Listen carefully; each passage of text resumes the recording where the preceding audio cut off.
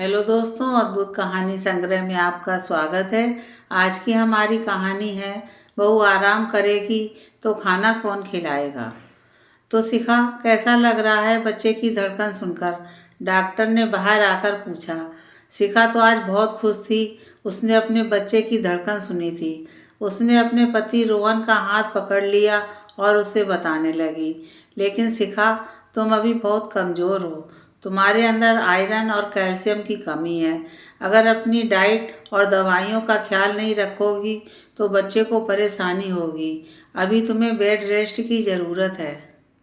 Doctor ने ज़रूरी दवाइयाँ और एहतियात रोहन को समझा दिया। रोहन रास्ते में शिखा को समझाता रहा। उसके लिए थोड़े फल और कुछ खाने का सामान खरीदा।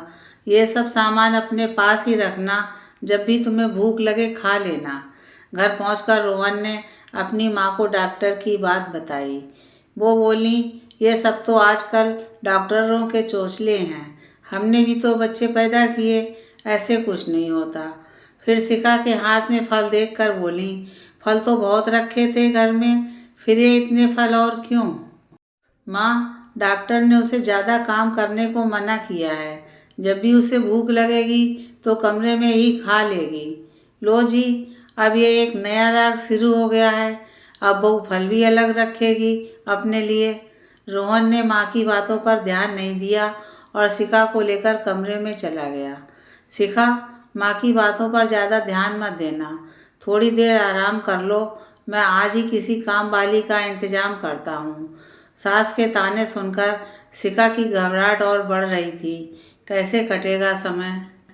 खैर, जब तक काम वाली का इंतजाम ना हो, खाना तो शिखा को ही बनाना था।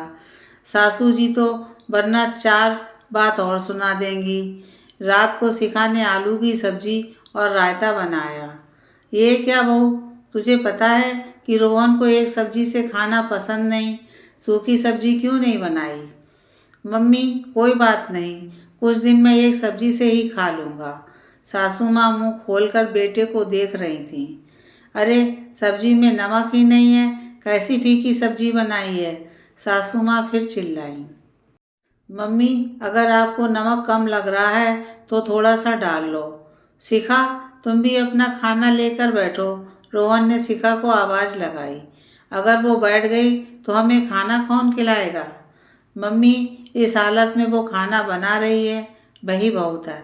डॉक्टर ने उसे कंप्लीट बेड रेस्ट करने को कहा है। कुछ काम हम खुद भी कर सकते हैं। शिखा को मानसिक और शारीरिक आराम की ज़रूरत है, तभी वो एक स्वस्थ बच्चे को जन्म दे पाएगी, कहकर रोहन रसोई में शिखा की हेल्प कराने चल दिया।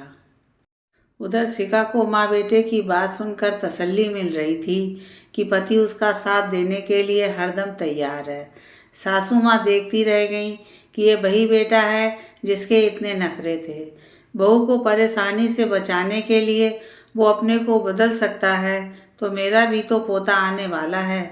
मैं क्यों बहू का साथ नहीं दे सकती? सासू माँ भी रसोई में शिखा का हाथ बटाने चल दी।